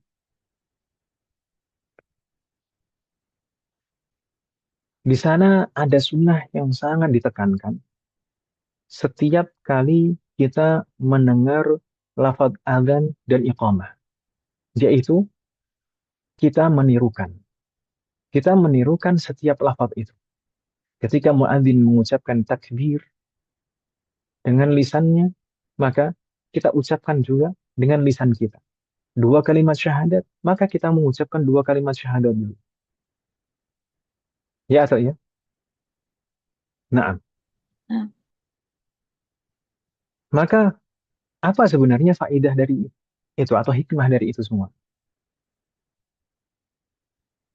Sebenarnya ini adalah pendidikan dan tarbiyah dan metode pembelajaran yang paling efektif. Mungkin kalau mahasiswa kalian ingat kemarin waktu kita membahas fikih puasa dan sampai di pembahasan sunnah-sunnah puasa. Di antara sunnah-sunnah puasa adalah memperbanyak ibadah dengan Al-Quran.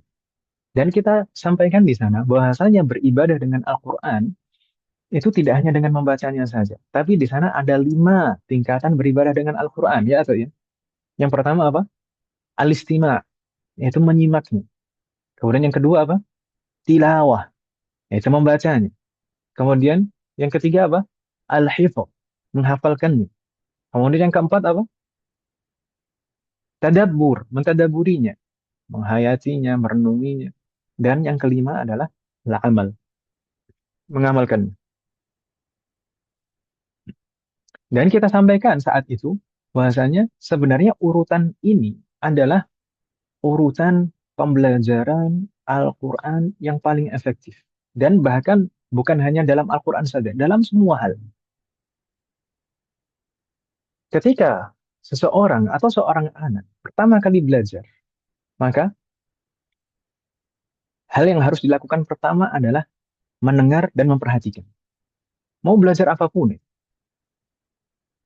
termasuk juga belajar bahasa misalnya. Maka hal yang paling pertama itu harus sering mendengar dan memperhatikan.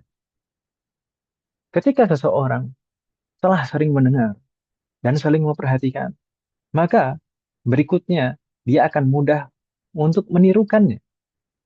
Nah, maka kalau di dalam Al-Quran, maksudnya saat kaitannya dengan Al-Quran, maka dia akan bisa membacanya. Ketika setelah mendengar, memperhatikan, maka dia menirukan membaca.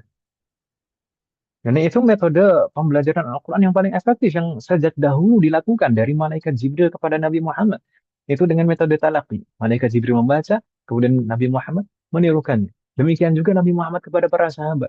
Dan demikian seterusnya turun-temurun. Metode talaqi itu adalah metode yang paling efektif dalam belajar. Kemudian, setelah sering mendengar dan memperhatikan, kemudian dia menirukan. Setelah menirukan, ketika sering mengucapkannya, maka akan mudah untuk naik ke level berikutnya, yaitu menghafalkan. Setiap orang yang sering mendengar dan memperhatikan, kemudian sering membaca, maka akan lebih mudah untuk menghafal. Lebih mudah untuk menghafal.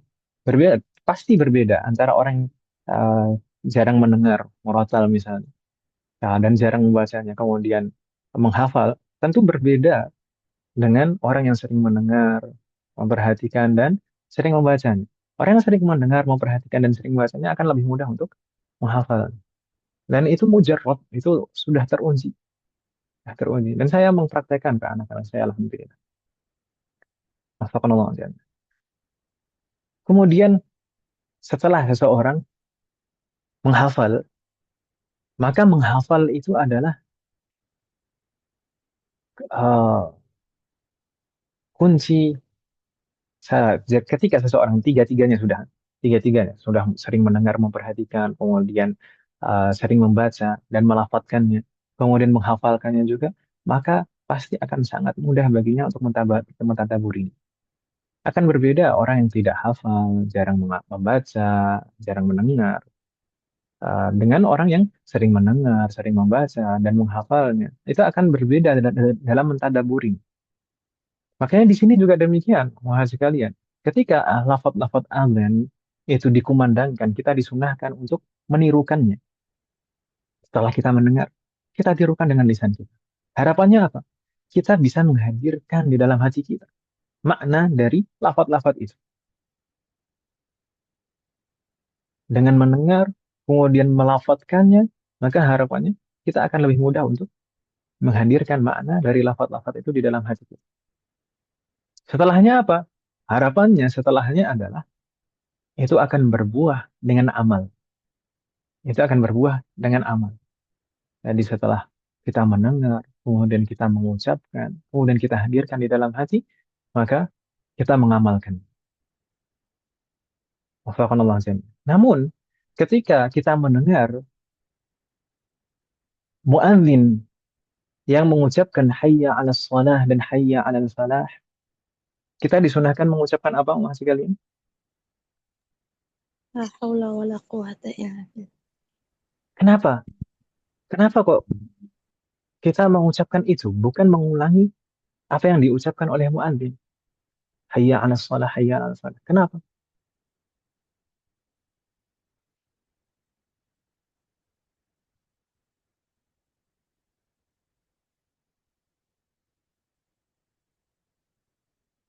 Karena pada dasarnya, ini saya ulang-ulang, karena pada dasarnya kita tidak akan bisa sekalipun dan sedikit pun melakukan ketaatan, berbuat baik, beramal soleh, kecuali atas taufik dan pertolongan dari Allah Subhanahu wa taala.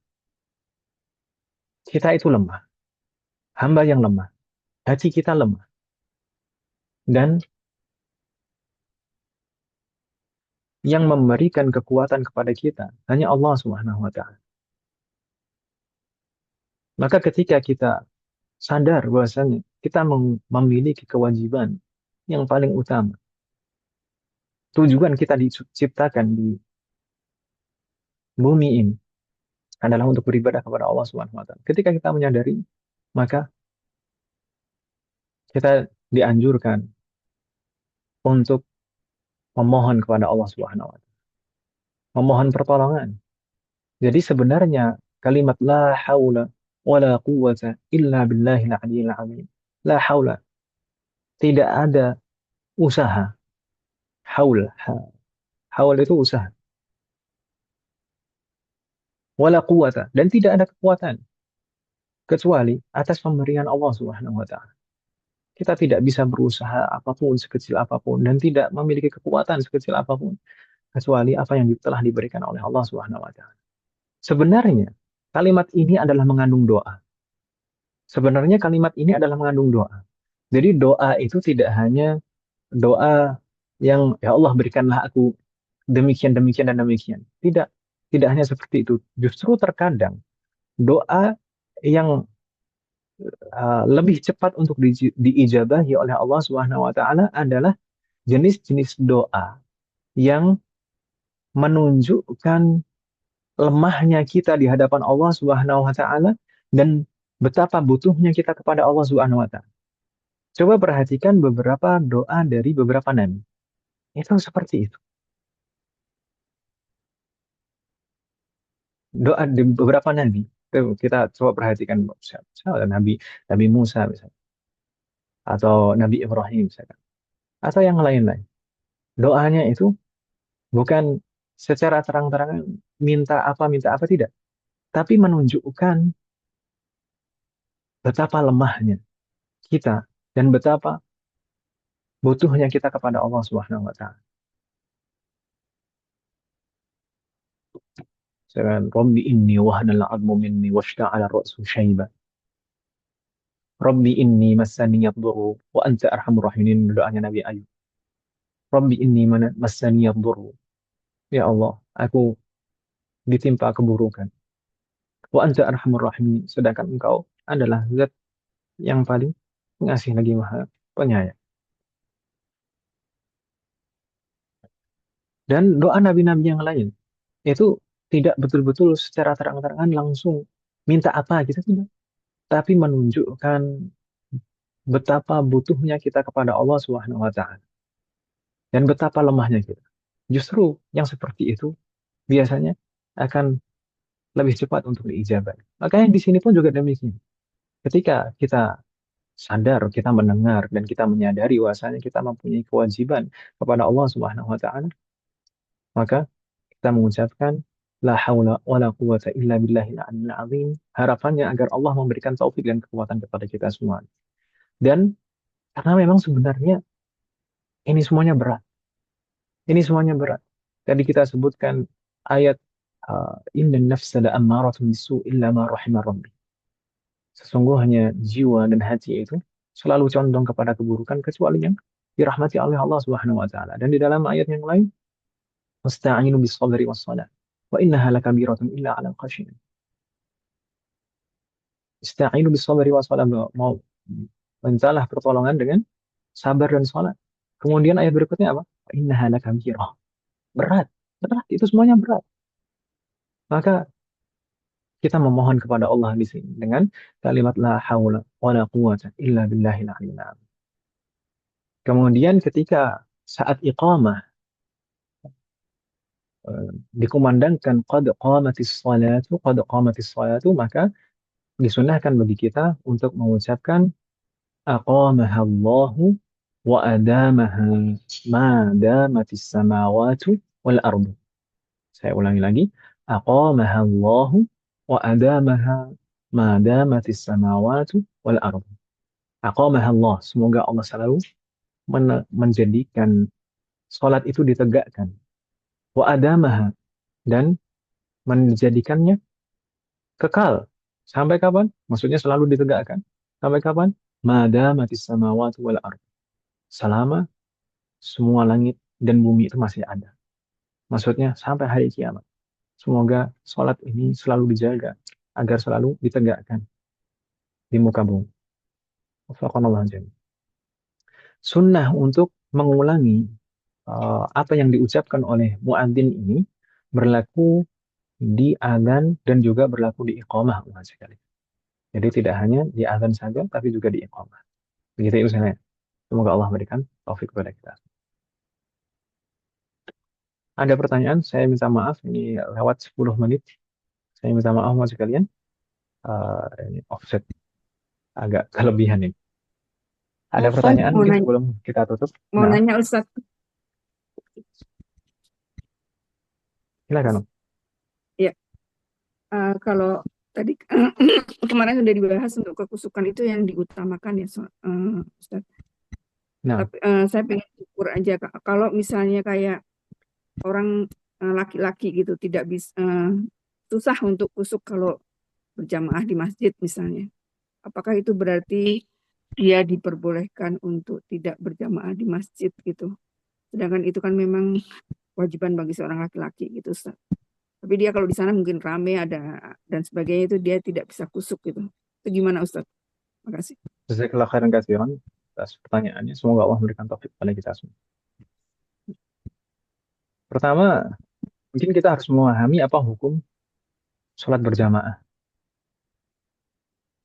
Kalau pertanyaannya tadi kan apa hukum meninggalkan jamaah tadi, maka kita harus memahami apa hukum sholat berjamaah. Sebenarnya di majelis mudarasah di setiap malam Selasa, Senin malam Selasa, di pertemuan sebelum Ramadan kemarin sempat kita bahas itu. Alhamdulillah.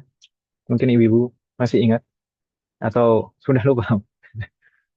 Nanti mahasiswa sekalian mungkin yang mau bergabung di majelis mudarasah, silahkan bergabung, langsung bergabung saja, tidak masalah. Tapi saat ini untuk selama Ramadan ini kita alihkan ke majelis ini semuanya. Nanti setelah Syawal insya Allah baru kita mulai lagi lanjutkan pembahasan. Hukum berjamaah dalam melaksanakan sholat. Maka hukumnya bisa berbeda-beda. Ya kan usulan. Ada yang hukumnya fardu ain, ada yang hukumnya fardu kifayah, ada yang hukumnya sunnah, ada yang hukumnya mubah, ada yang hukumnya makruh, bahkan ada juga yang hukumnya haram. Ya kan ibu sekalian ya? Ya. Nah, tapi kalau kita persempit dalam hukum sholat berjamaah dalam melaksanakan sholat fardu. Berjamaah dalam melaksanakan sholat fardu itu menurut jumhur, menurut mayoritas ulama, hukumnya adalah fardu kifayah, bukan fardu ain. Fardu kifayah. Ada juga yang mengatakan sunnah muakkadah. Jadi kemarin kita sampaikan eh, ada yang mengatakan sunnah eh, muakkadah dan ada yang mengatakan fardu. Maka yang masing-masing dari yang mengatakan sunnah muakkadah itu eh, terbagi menjadi dua. Sunnah muakkadah ini apakah kifai atau aini? Demikian juga yang fardu, fardu kifayah atau fardu ain. Jadi total semuanya jadi 4 pendapat dalam masalah sholat berjamaah dalam melaksanakan sholat fardu. Ada 4 pendapat di sana. Tapi jumhur berpendapat bukan fardu ain. Fardu ain itu sholat Jumat bagi laki-laki. Yang kalau berjamaah sholat 5 waktu itu hukumnya fardu kifayah atau sunnah muakkadah itu yang paling banyak. Berpendapat yang paling banyak. Fardu kifayah itu artinya gimana? Fardu kifayah itu kalau misalkan sudah ada beberapa orang di kampung yang melaksanakannya, maka gugur kewajiban itu bagi yang lain. Maksudnya kewajiban berjamaah ibu sekalian ya, bukan kewajiban sholat. Kalau sholat semuanya fardu ain, tapi berjamaahnya itu fardu kifayah. Namun di sana ada ketentuan-ketentuan dengan berjamaah ini harus dilakukan dengan ketentuan tertentu supaya berjamaah ini menggugurkan hukum fardu kifayah tadi. Kalau tidak terpenuhi syarat-syaratnya, maka tidak gugur kewajiban bagi semuanya, tetap wajib melaksanakan jamaah lagi. Itu dibahas di pembahasan fikih. Jadi sebenarnya kalau selama di suatu kampung itu sudah ada yang berjamaah, maka gugur kewajiban bagi yang lain. Tidak berdosa kalau misalkan tidak ke masjid. Meskipun semua ulama bersepakat bahwasanya sholat berjamaah di masjid itu tetap lebih afdol. Ya, itu perlu ditegaskan dan dipahami. Eh, Semua sepakat bahwasanya sholat berjamaah di masjid itu yang paling afdol. Tapi kalau yang kita bahas barusan adalah hukum berjamaah dalam melaksanakan sholat 5 waktu. Maka pendapat yang paling banyak adalah fardu kifayah dan sunnah muakkadah, bukan fardu ain. Fardu ain itu pada sholat Jumat, berjamaah sholat Jumat. Wafakanallah jami'an. Kemudian mana yang lebih afdol antara seseorang yang kalau sholat sendiri dia bisa lebih khusyuk, namun kalau sholat berjamaah dia tidak bisa khusyuk, misalkan karena kondisi-kondisi tertentu, entah itu karena jamaahnya atau karena imamnya terlalu cepat atau uh, lingkungan masjidnya atau kondisinya sendiri pribadi uh, menjadikan dia kalau berjamaah itu jadi kurang khusyuk misalkan, maka sempat secara sekilas kita sebutkan di pertemuan yang lalu. Para ulama menjelaskan dalam kondisi seperti itu ya. Jadi kalau misalkan seseorang sholat sendiri dia bisa khusyuk, tapi sholat bareng-bareng dia tidak bisa khusyuk. Maka kekhusyuan itu lebih diutamakan. Kekhusyuan itu lebih utamakan. Maka sholat sendiri lebih afdal dalam kondisi seperti itu. Tapi jarang orang yang seperti itu. Ini hanya sebagai eh, permisalan saja betapa pentingnya kekhusyuan itu. Jadi jadi kekhusyuan itu lebih penting daripada jamaah itu sendiri. Ini menunjukkan pentingnya khusyuk. Eh, jadi kalau mana yang lebih afdol, mana yang lebih utama antara khusyuk dan jamaah, ya khusyuk lebih utama. Karena seseorang yang sholat tanpa khusyuk itu nggak dapat pahala dari sholatnya. Bakal khusyuk lebih utama. Tapi kebanyakan orang mungkin tidak seperti itu. Maksudnya, mungkin kebanyakan orang ya sama saja antara sholat sendiri dan sholat berjamaah, sama saja. Entah sama-sama bisa khusyuk atau sama-sama tidak khusyuk ini. Maka kalau seperti itu, ya sholat berjamaah lebih afdol pastinya. Kalau kondisinya sama saja. Gitu, Om, ya. Semoga Allah memberikan taufik kepada kita. Terima kasih Ustaz.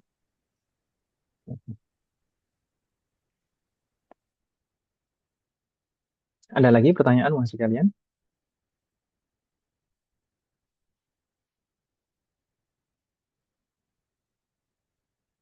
Saya di pertemuan yang lalu menyampaikan itu, saya tegaskan beberapa kali, maksud saya menyampaikan itu bukan berarti kita meninggalkan sholat jamaah, meninggalkan sholat jamaah, tidak seperti itu. Tetap eh, Kalau dalam kondisi yang sebanding, sama-sama saja antara sholat sendiri dan sholat berjamaah, ya sholat berjamaah lebih afdol. Sepakat semua. Itu hanya mengisyaratkan bahwasanya sholat khusyuk itu lebih utama. Karena kebanyakan orang ya sama saja. Wafaqanallah azza. Ya meskipun ya sih saya merasakan juga kadang-kadang kalau misalkan di masjid atau di musola itu imamnya bermasalah itu juga bikin nggak khusyuk juga Mas. Berjamaah. Akhirnya juga gimana gitu. Wafaqanallah azza. Semoga Allah memberikan taufik pada kita semua. Ada lagi pertanyaan Mas?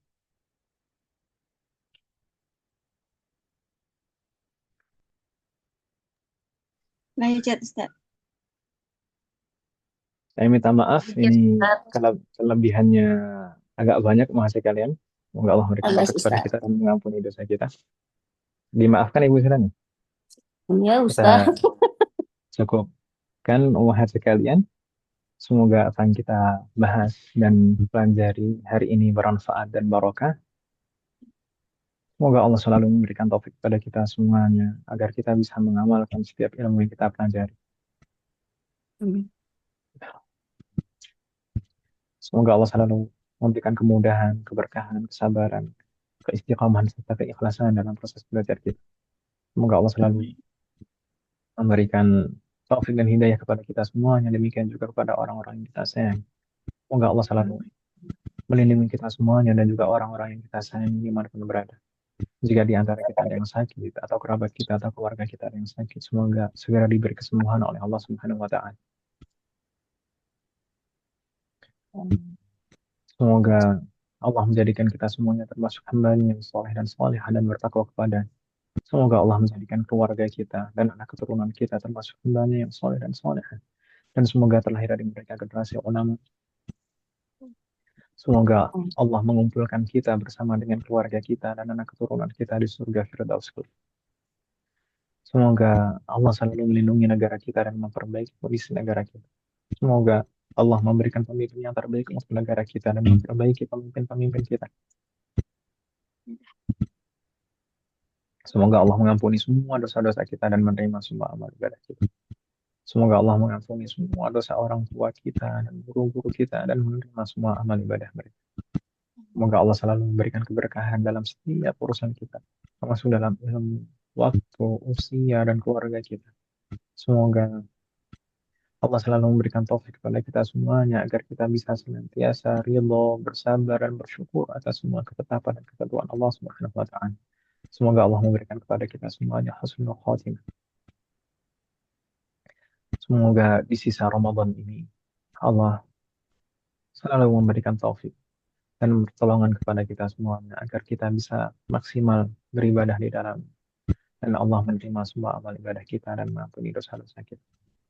Wassallallahu ala nabiyyina Muhammadin wa ala alihi wa sahbihi ajma'in. Subhanaka Allahumma wa bihamdik asyhadu an la ilaha illa anta astaghfiruka wa atubu ilaik. Wassalamu alaikum warahmatullahi wabarakatuh. Waalaikumsalam warahmatullahi wabarakatuh. Jazakumullah khair, Ustaz. Barakallah. Jazakumullah khairan.